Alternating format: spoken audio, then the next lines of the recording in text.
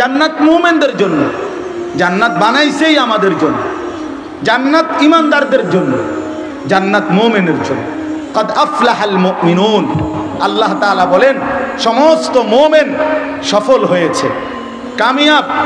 যদি বলি আল্লাহ কামিয়াব বলতে কি, আল্লাহ বলেন বুঝো নাই, উলাইকা হুমুল ওয়ারিসুন আল্লাযীনা ইয়ারিসুনাল ফিরদাউসা, ওরা জান্নাতুল ফিরদাউসের মালিক হবে, এই অর্থে কামিয়াব। তাহলে জান্নাত মুমিনের জন্য। উইদ্দাত লিল মুত্তাকিন, আল্লাহ তাআলা বলেন জান্নাত বানানোই হয়েছে মুত্তাকিদের জন্য। তাহলে জান্নাত বানানোই হয়েছে আমাদের জন্য। বলেন আলহামদুলিল্লাহ। নির্ধারিত শর্ত আল্লাহ তাআলা যেটুকু চেয়েছেন আমাদের কাছে, মালিকের হুকুম পালন করা, তাকওয়া অবলম্বন করা, আল্লাহ তাআলার নিষেধগুলো ছেড়ে দেওয়া আর বন্দেগীগুলো পালন করা, এটুকু করে আল্লাহকে বুঝায় দেন, আল্লাহর জান্নাত আল্লাহ থেকে গ্রহণ করে নেন। আল্লাহ আমাদেরকে তৌফিক দান করেন। চলেন এবার আয়াতটুকুর তরজমা বলি, একদম অল্প কথায়, লম্বা বিস্তারিত ব্যাখ্যা করা মাকসাদ না। আমরা যারা এখানে বসে আমরা মানুষ নাকি? আল্লাহ তাআলা আমাদেরকে সৃষ্টি করেছেন, এ কথা ঠিক কিনা? হ্যাঁ। তো আল্লাহ তাআলা প্রত্যেকটা মানুষকে সৃষ্টি করেছেন। এই যে সৃষ্টি করেছেন, কোরআনুল কারীমের 18 নম্বর পারায় সূরা মুমিনুনের মধ্যে আল্লাহ তাআলা বলছেন, আমি মানুষকে 7টি ধাপে সৃষ্টি করেছি। 1 নাম্বার মাটি, 2 নাম্বার বীর্যের ফোঁটা মানে বীর্য, 3 নাম্বার জমাট রক্ত, 4 নাম্বার গোশতের টুকরা, 5 নাম্বার হাড্ডির একটা খাঁচা মানে কঙ্কাল, হাড় আর কি, হাড় হাড্ডি। এরপরে 6 নাম্বার গোশতের আবরণ মানে হাড়ের উপরে গোশত দিয়ে সাজাইছে, এই শরীরটা গোশত লাগাইছে। 7 নাম্বার রূহ ফুকে দিয়ে মায়ের পেট থেকে জমিনের মধ্যে বের করেছে। এ কয়টা হলো? 7টা। মাটি, বীর্য, জমাট রক্ত, গোশতের টুকরা, হ্যাঁ হাড্ডির খাঁচা, গোশতের আবরণ, রূহ ফুকে দিয়ে মানুষ হিসেবে পৃথিবীতে বের করেছে। এই 7 ধাপ। এখন এই যে 7 ধাপে একবারে সংক্ষেপে একটা কথা বোঝেন। প্রথম যেই মাটি, এই মাটি কত কাল থেকে, কত হাজার কত লক্ষ বছর থেকে আল্লাহ তাআলা আমাকে সৃষ্টির উপাদান স্বরূপ আমারে বানাইবেন যেই মাটিটা থেকে, সেই মাটিটা কত কাল থেকে আল্লাহ এই জমিনের মধ্যে সংরক্ষণ করছেন, কতদিন থেকে এটা জমিনের মধ্যে আছে, সেটা একমাত্র আল্লাহ ছাড়া আর কেউ জানে না, আর কেউ জানতেও না। 2 নাম্বার মাটি থেকে সরাসরি বীর্য না, বরং মাটি থেকে একটি নির্দিষ্ট পর্যায়ে খাদ্য উৎপাদন হয়েছে। এই খাদ্যের নির্দিষ্ট কিছু খাবার আমার আব্বা ভক্ষণ করেছে, সেই ভক্ষণ করার পরে নির্দিষ্ট সময়ে নির্দিষ্ট পরিমাণ আল্লাহ তাআলার কুদরতে সেই খাবার থেকে বীর্যের ফোঁটা তৈরি হয়েছে। একটি নির্দিষ্ট সময় পরে বাবা মায়ের মিলনের মাধ্যমে উভয়ের মিশ্র বীর্য আল্লাহ তাআলা মায়ের জরায়ুর মধ্যে স্থাপন করেছেন। সেখান থেকে পর্যায়ক্রমে বাকি ধাপগুলো অতিক্রম করে 9 মাস পরে, 9.5 মাস পরে, 10 মাস পরে একদিন আমারে মায়ের পেট থেকে এই জমিনের আলো দেখিয়েছেন। তাইলে কতদিন থেকে মাটি ছিল, কতদিন থেকে খাবারের মধ্যে ছিল, কতদিন থেকে বাবার বীর্যে ছিল, কতদিন থেকে মায়ের রেহেমের মধ্যে আসছে, সেখান থেকে কতদিন লাগায়া আমারে ধীরে ধীরে তৈরি করে এই দুনিয়ার আলোর মুখ দেখাইছে। এই লম্বা সময় পিছনের এই দীর্ঘ টাইমটা আমি আপনি কেহই আমাদের নাম, ঠিকানা, আলোচনা, বিশ্লেষণ, পর্যালোচনা, উল্লেখ করার মতো কোনো বস্তুই আমরা ছিলাম না। আমাদেরকে কেউ চিনত না, আমাদের কোনো নাম ছিল না, ধাম ছিল না, আমাদের কোনো পরিচয় ছিল না। কিন্তু রব্বুল আলামিন বলেন এই লম্বা সময় ধরে আমি তুমি উল্লেখ করার মতো কোনো বস্তু ছিলে না। এরকম একটি অনুল্লেখ, অপরিচিত, অনস্তিত্বের একটি অবস্থা থেকে আমি আল্লাহ দীর্ঘ সময়ের যত্নে পরিচর্যা করে আমি আল্লাহ মিশ্র স্বামী স্ত্রীর বীর্য থেকে তুমি মানুষকে সৃষ্টি করেছি। এত লম্বা সময় লাগাইয়া, এত দীর্ঘ পরিকল্পনার মাধ্যমে, এত দিন যত্ন করে আগলাইয়া রাখার মাধ্যমে সেই তুমি পৃথিবীর মধ্যে আইসা আমার ভুলে গেলে কেমনে? কেমনে ভুলে গেলে না ফরমান? বলেন, আজ যারা সেজদা করে না তারা কি জবাব দিবে? আল্লাহ যখন জিজ্ঞেস করবে, বান্দা তুমি জানো কত লম্বা সময় লাগাই আমি তোমারে বানাইছি? তুমি কি আমার 1 ঘন্টার? তুমি আমার দীর্ঘ সময়। এই জন্য আল্লাহ তাআলা বলেন আমি রব্বুল আলামিন। এইবার তরজমাটা দেখেন, হাল আতা আলাল ইনসানি হিনুম মিনাদ দাহর লাম ইয়াকুন শাইআম মাযকুরা। মানুষ তোমার উপর দিয়ে একটি লম্বা সময় দীর্ঘ যুগ অতিবাহিত হয়েছে, লাম ইয়াকুন শাইআম মাযকুরা, যখন সে কোনো উল্লেখ করার মতো বস্তু ছিল না, ছিল না। এখানে কোন মাটিতে কার সৃষ্টির উপাদান পৃথিবীর কেউ জানে? কেউ কথা বলেন না। কোনো লিস্টি আছে কারো কাছে? কিচ্ছু না, কিচ্ছু না। একটি লম্বা সময় পরে পর্যন্ত আমরা উল্লেখ করার মতো ছিলাম না। মায়ের পেট থেকে যেদিন বের হইল, 6 দিনের দিন 7 দিনের দিন, যেদিন আমার একটা নাম রাখলো আনিসুর রহমান, সেদিন থেকে পৃথিবী চিনল এইটা আনিসুর রহমান। এর আগে বেলা ছিল না, এর আগে কোনো আলোচনাই ছিল না, পরিচিতিই ছিল না, এর আগে কেউ জানত না। আল্লাহ তাআলা বলেন ইন্না খালাকনাল ইনসানা মিন নুতফাতিন আমশাজ। সেই আমি আল্লাহই এই লম্বা সময়ের ব্যবধানে মাটি থেকে খাবারের উপাদান, খাবারের উপাদান থেকে পিতার বীর্য, পিতার বীর্য থেকে স্বামী স্ত্রীর মিলন, সেখান থেকে উভয়ের বীর্য একত্রিত করে আমি আল্লাহ জরায়ুর মাধ্যমে এরপরে রেখে নির্দিষ্ট সময় কাটিয়ে আমি আল্লাহ মানুষকে সৃষ্টি করেছি। মিন নুতফাতিন আমশাজ মানে মিশ্র বীর্য। এই জন্য একটি সন্তানের জন্মে স্বামীর বীর্য, স্ত্রীর বীর্য, উভয়ের বীর্যই ব্যবহার হয়। উভয়ের বীর্যের মাধ্যমে আল্লাহ তাআলা মানুষকে সৃষ্টি করেন। এখন আল্লাহ তাআলা বলতেছেন যে বান্দা, এই লম্বা সময় লাগাইয়া আমি তোমারে কেন বানাইলাম? তোমারে পৃথিবীতে কেন পাঠাইলাম? বানাইলাম কেন এত দীর্ঘদিন লাগাইয়া? আপনি চিন্তা করে দেখেন, আল্লাহ তাআলা তো সেই মালিক যিনি চাইলে কুন বললেই হয়ে যায়, ঠিক কিনা বলেন না? আল্লাহ যদি বলে কুন হও, তো হইতে লাগবে আধা ঘন্টা, 10 মিনিট, 10 সেকেন্ড, পলকের মধ্যেই হয়ে যাবে।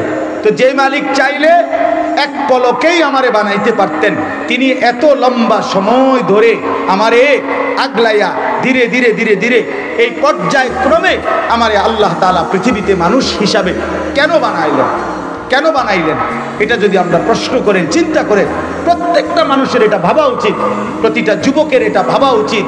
হায় নওজোয়ান, কেন তোমারে বানাইলো? শুধু মোবাইল টিপবা, উলঙ্গ ছবি দেখবা, নর্তকীর নাচ দেখবা, জিনা আর ব্যভিচারের দৃশ্য দেখবা, সারা রাত উলঙ্গ ছবি দেখবা, সারা দিনে একটা সেজদা দিবা না, না মালিক চিনলা, না রাসূল চিনলা, না কোরআন চিনলা, না আল্লাহ চিনলা, না আখিরাত চিনলা, না মায়ের সম্মান বুঝলা, না বাবার ইজ্জত বুঝলা, না বংশের ইজ্জত বুঝলা, না ধর্মের সম্মান বুঝলা, কিচ্ছুই চিনলা না। শুধুই কেবল ঘোরাফেরা, শুধুই কেবল আড্ডা, শুধুই কেবল নারী, ছবি, নর্তকী, জিনা, ব্যভিচারের দৃশ্য, মদ, জুয়ার আড্ডা। এটা কি কোনো জিন্দেগি হইতে পারে বাপ? এজন্যই আল্লাহ বানাইছেন। আর বয়স্ক মাঝ বয়সী বাবা, আপনারা ভাবেন আপনাদের জিন্দেগি আল্লাহ তাআলা কেন বানাইছেন? আজকের মাঝ বয়সী লোকেরা, বয়স্ক লোকেরা হিসাব মিলায়, ছেলে 3টা বিদেশে পাঠিয়ে দিছি, অথবা দেশে কামাই রোজগারি করে 4টা মেয়ে বিয়ে দিয়ে ফেলছি, বাড়িতে একটা বিল্ডিং করছি, কদ্দুর জায়গা জমি কিনছি, মাশাআল্লাহ জীবনের টার্গেট হাসিল হয়ে গেছে। পৃথিবীতে আসছিলাম যে উদ্দেশ্যে, এই উদ্দেশ্য অর্জন হয়ে গেছে। আসছিলাম দুনিয়াতে ফুট বিদেশ ফাটাইতে, বিদেশ ফাটাইলাম, মাইয়া বিয়া দিতে, মাইয়া বিয়া দিলাম, বিল্ডিং করলাম, ঘর দুয়ার করলাম। এখন শেষ বয়সটা খায়, ঘুমায়, পান খায়, বন খায়, বিড়ি খায়, চা খায়, আর চা দোকানে আড্ডা মারে, গল্প করে, খামখেয়ালির এক জিন্দেগি শেষ করে দিচ্ছে। খালাক, এরই নাম জীবন? এজন্যই আল্লাহ তাআলা পাঠিয়েছিলেন। তো আল্লাহ তাআলা বলেন কেন পাঠালাম? তো আল্লাহ তাআলা বলেন নাবতালিহি, আমি পরীক্ষা করার জন্য। কি জন্যে? পরীক্ষা করার জন্য। বলেন না কি জন্য পাঠাইছেন? আমাকে কেন বানাইছেন? পরীক্ষা করার জন্য। বলেন কি জন্যে? আপনাকে কেন বানাইছেন? পরীক্ষা করার জন্য। কি পরীক্ষা? কি পরীক্ষা? পরীক্ষা হলো আল্লাহ তাআলা বলেন বান্দা আমি তোমার জন্য জান্নাত এবং জাহান্নাম বানিয়েছি, পরীক্ষা করে দেখতে চাই তুমি জান্নাতে যেতে চাও না জাহান্নামে যেতে চাও। এই জন্য দুনিয়ার এই হায়াতটা দিছি। এই পরীক্ষার সময়টা 60 বছর, পরীক্ষার সময়টা এই যে ওখানে পরীক্ষা 3 ঘন্টা, এটা 30 বছর, ওইখানে পরীক্ষা 4 ঘন্টা, এটা 40 বছর, এটা 60 বছর। এক একজনের জন্য এক একটা নির্ধারণ করে দিছি হায়াত, এটা পরীক্ষার জন্য। এখন পরীক্ষা করে দেখব তুমি কি জান্নাতে যাইবা নাকি জাহান্নামে যাইবা। এবারে শেষ কথাটা শুনেন, আল্লাহ তাআলা বলেন বান্দা পরীক্ষায় যাতে তুমি উত্তীর্ণ হইতে পারো, তুমি যেন পরীক্ষায় পাশ করতে পারো দুনিয়ার হায়াতে, এই জন্য আমি 2টা ব্যবস্থা করছি। 1 নাম্বার ফাজআলনাহু সামিআম বাসীরা, আমি আল্লাহ তাআলা শুনবার মতো কান দিয়েছি, দেখবার মতো চোখ দিয়েছি। তাফসীরের মধ্যে আছে, যদিও 2টা বলছে, উদ্দেশ্য পুরা দেহ। অর্থাৎ আল্লাহ তাআলা বলেন 1 নম্বরে পরীক্ষায় উত্তীর্ণ হওয়ার জন্য, জান্নাতে যাওয়ার জন্য আমার যতগুলো হুকুম তোমাকে পালন করতে হবে, যতগুলো নিষেধ তোমাকে ছাড়তে হবে, এগুলো পূর্ণ পালন করার এবং পূর্ণ বর্জন করার পুরা শারীরিক যোগ্যতা 100 আমি আল্লাহ তোমার দেহের মধ্যে নিজেই দিয়ে দিয়েছি। নামাজ পড়তে পারবা এমন উপযোগী করেই শরীর বানাইছি, রোজা রাখতে পারবা এই যোগ্যতা দিয়েই শরীর বানাইছি, হজ করতে পারবা এই যোগ্যতা দিয়েই শরীর বানাইছি, সুদ ছাড়া চলতে পারবা এই যোগ্যতা দিয়েই জিন্দেগি সাজাইছি, হারাম ছাড়া জীবন চলতে পারবা এই যোগ্যতা দিয়েই শরীরটাকে বানাইছি, ভিন নারী না দেখা বাঁচতে পারবা এই যোগ্যতা দিয়েই শরীর বানাইছি, ওযু করার, রুকু করার, সেজদা করার, গোলামি করার সমস্ত যোগ্যতা দেহের মধ্যে দিয়ে আমি তোমারে বানাইছি। ফিতরাতাল্লাহিল্লাতী ফাতারান নাস আলাইহা। আপনি যদি বলেন যে আল্লাহ আপনি আমারে কইলেন রুকু করতে, আমাদের কোমরে বাঁকা হয় না, আপনি আমার এটা কি কইলেন, তাইলে না আপনি বলতেন যে আমার উপরে জুলুম হইছে। ঠিক কিনা বলেন না কেন?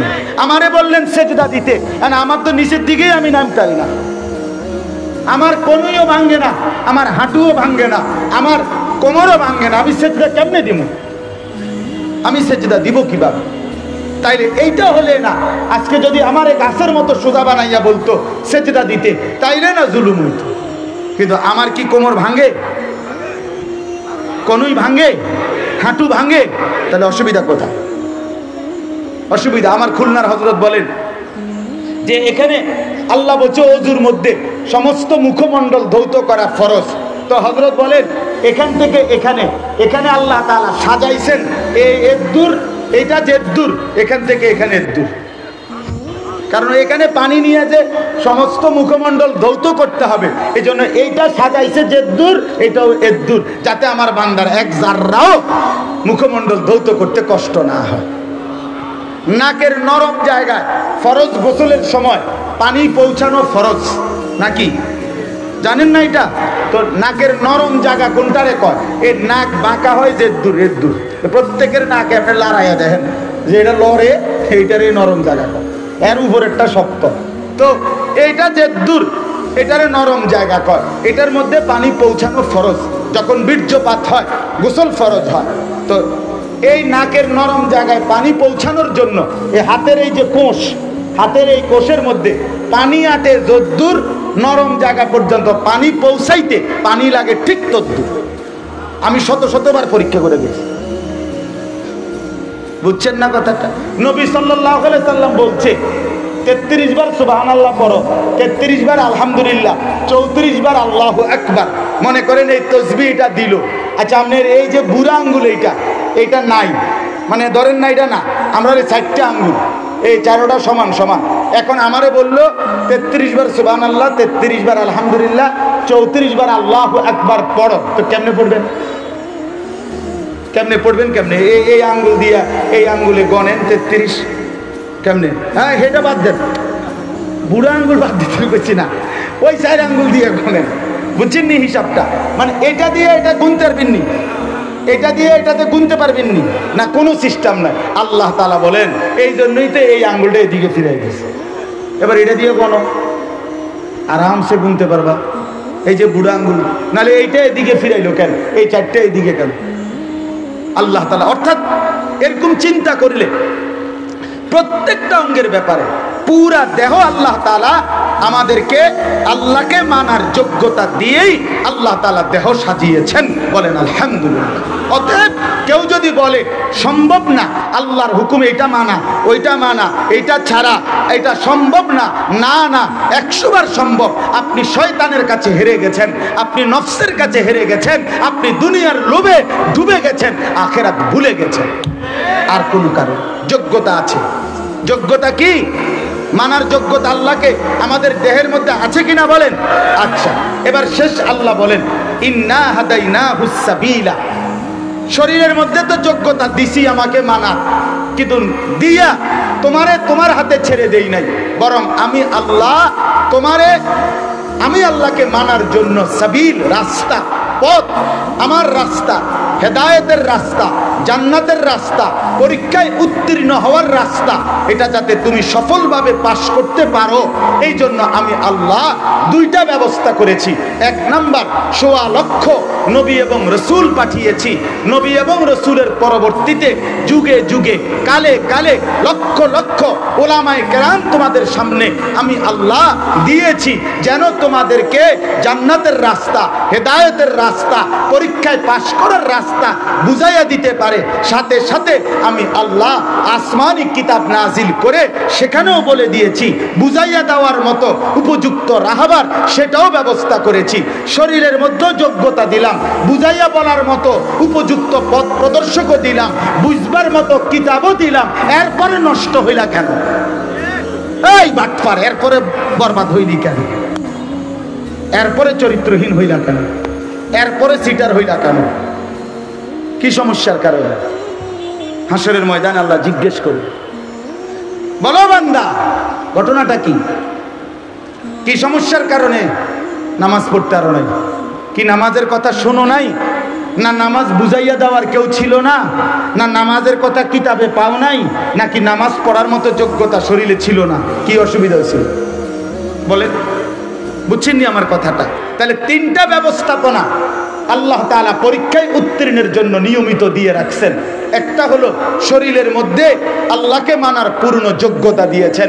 2 নম্বরে হলো বুঝাইয়া বলার জন্য পথ প্রদর্শক, কখনো নবী রসুলদের পরবর্তীতে ওলামায়ে কেরাম। আচ্ছা, পৃথিবীতে একজন বয়স্ক লোক বলেন তো যে আপনি কিংবা আপনার বাপ দাদা 14 গোষ্ঠী শুনছে কোনোদিন যে একদিন ঘুমেতে উঠতে শুনি পৃথিবীতে কোনো হুজুর নাই? এরম হয়েছে কোন বছর? কথা বলেন না কেন? 30 বছর আগে একদিন এরম হয়েছে নাকি? 300 বছর আগে এমন একদিন হয়েছিল নাকি? না। আল্লাহ পাক জমিনের মধ্যে সব সময় আল্লাহ তাআলা পথ প্রদর্শক, মানুষকে আল্লাহর দিকে ডাকার মতো উপযুক্ত রাহবার আল্লাহ তাআলা সব সময় জমিনে রাখছেন। বলেন আলহামদুলিল্লাহ, বলেন আলহামদুলিল্লাহ। অতএব আল্লাহ তাআলা বলেন আমি শরীরেও যোগ্যতা দিয়েছি, বুঝাইয়া বলার জন্য পথ প্রদর্শক দিয়েছি, বুঝবার জন্য কিতাবও দিয়েছি। কাজে আমি সব ব্যবস্থাপনা দিয়ে এবার তোমার দুনিয়াতে হায়াত দিয়া আমি দেখতে চাই ইম্মা শাকিরান ওয়া ইম্মা কাফুরা, তুমি কি আমার অনুগত হচ্ছ নাকি অবাধ্য হচ্ছ। খালাস।